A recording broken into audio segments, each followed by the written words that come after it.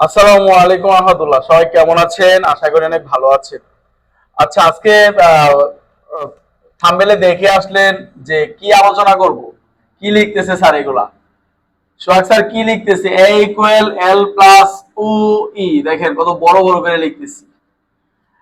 হিসাব বিজ্ঞানের জনক লুকা পেসোলি। লুকা পেসোলি যখন হিসাব বিজ্ঞানে যখন চিন্তা ভাবনা করা শুরু করলো, তখন ওনার মাথায় এই সূত্রটা আসলো, এ ইকুয়াল এল প্লাস উই। আর বিশ্বাস করেন, বিশ্বাসে ক্ষুধা মিলে তর্কে বহুদূর। এই সূত্র দিয়ে আপনি সারা জীবন অ্যাকাউন্টিং করতে পারবেন। বিশ্বাস হয় না? এই সূত্র দিয়ে আমি 4 ঘন্টা ক্লাস করাই। বিশ্বাস হয় না? দেখেন সূত্রের ব্যবহারটা একটু বুঝেন। আমি আজকে 4 ঘন্টা না, আমি অনেক ছোট করে আপনাকে এখান থেকে অনেক কিছু শিখাবো। কথাটা বুঝতে পারছেন? এই যে দেখেন, এ আপনি জানেন এ মানে কি? অ্যাসেট। অ্যাসেট মানে কি? সম্পদ। অ্যাসেট মানে কি বলেন তো? সম্পদ। এ মানে অ্যাসেট, অ্যাসেট মানে কি? সম্পদ। দেখেন, ওকে ফাইন। সম্পদ, এই সম্পদের আবার কতগুলো শ্রেণী বিভাগ ভাগ আছে। দেখেন, এই সম্পদ থেকে আসে চলতি সম্পদ। কি আসে বলে তো? চলতি। তারপরে আসে স্থায়ী সম্পদ। তারপরে কি? স্থায়ী সম্পদ। স্থায়ী। তারপরে আসে অস্পর্শনীয় সম্পদ। অস্পর্শনীয় সম্পদ, যেগুলো ধরা যায় না, ছোঁয়া যায় না, এগুলা। এবার দেখেন যে চলতি সম্পদ জিনিসটা আপনি কিভাবে বুঝবেন, চলতি সম্পদ জিনিসটা কি।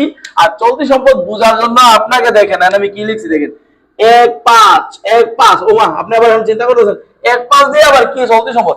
1 থেকে 5 বছরের ভিতরে যে সম্পদ গুলা ব্যবহার করা হয় তাকে চলতি সম্পদ বলে। বিশ্বাস করেন না? এখন আমি আরো দেখেন, আমার কাছে নগদ টাকা আছে। এই যে নগদ টাকা, মনে করেন যে আমার পকেট থেকে দেখাচ্ছি, আমার কাছে নগদ টাকা আছে। এই নগদ টাকা কিন্তু একটা চলতি সম্পদ। আমি কিন্তু একটু পরে গিয়ে কিন্তু আমি টাকাটা কি করতে পারি? কোনো না কোনো কাজে খরচ করে ফেলতে পারি। এটা এখনো খরচ হইতে পারে, পরেও খরচ হইতে পারে। যখন, তাহলে আমরা চলতি সম্পদটা কিভাবে মনে রাখবো? যে সম্পদগুলা 1 থেকে 5 বছরের মধ্যে ব্যবহার করা হয় তাকে চলতি সম্পদ বলে। নগদ তহবিল, ব্যাংক জমা, এগুলা কি? চলতি সম্পদ। দেনাদার, প্রাপ্য হিসাব, এগুলা কি? চলতি সম্পদ। আপনি জানেন, কিন্তু আপনি এই কথাটা মনে রাখবেন, 1 থেকে 5 বছরের মধ্যে যে সম্পদগুলো ব্যবহার করা হয় তাকে চলতি সম্পদ বলে।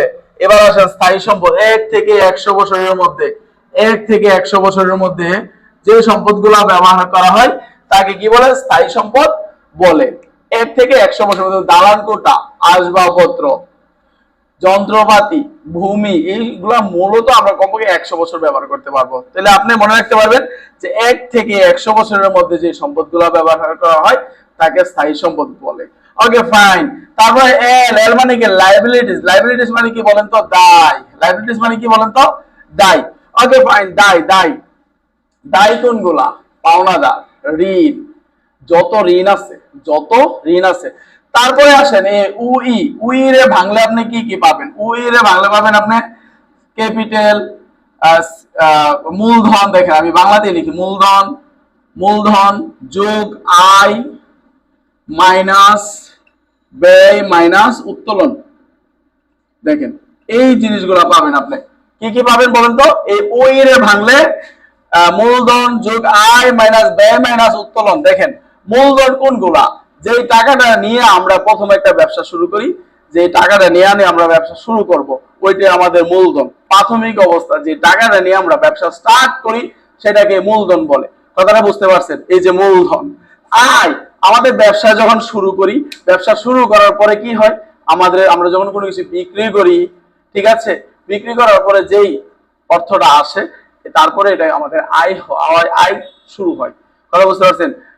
আমরা মনে করেন যে কোথাও টাকা ইনভেস্ট করলাম, বিনিয়োগ করলাম, এই যে বিনিয়োগের সুদ, ব্যাংকের সুদ, ঋণের মানে যেই সুদগুলা, এগুলো কিন্তু আয়। Okay fine. তারপরে দেখেন ব্যয়। ব্যয় কোনগুলা?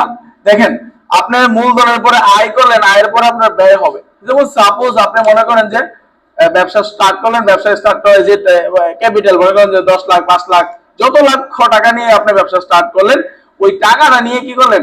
আপনি কোনো কিছু কিনে আনলেন, ক্রয় করলেন। ক্রয় করলে কি টাকা কি আসে না চলে যায়? ক্রয় করলে আপনার কিন্তু টাকা কমে। ক্রয় করছেন, আমরা ব্যয় হয়েছে। তারপরে আপনার যে প্রতিষ্ঠানের কি আছে? বেতন দিতে হয়। কথা বুঝতে পারছেন? বেতন দিতে হয়, মনিহারি কিনতে হয়। এই যে ব্যয়, উত্তোলন। অনেক সময় আপনি কি করেন? ব্যবসা থেকে উঠান, ব্যবসা থেকে কিছু উঠায় নিয়ে যান, ঠিক আছে, এই কিছু উত্তোলন। তাইলে আমরা মূলধনের সাথে আয় যোগ হবে, ব্যয় বিয়োগ হবে, উত্তোলন বিয়োগ হবে, এটা নিয়ে আমরা আরো বিস্তারিত আলোচনা করব। আজকের জন্য এতটুকুই থাকলো, পরে নেক্সট ভিডিও আবার আসতেছে। ধন্যবাদ সবাইকে, আসসালামু আলাইকুম।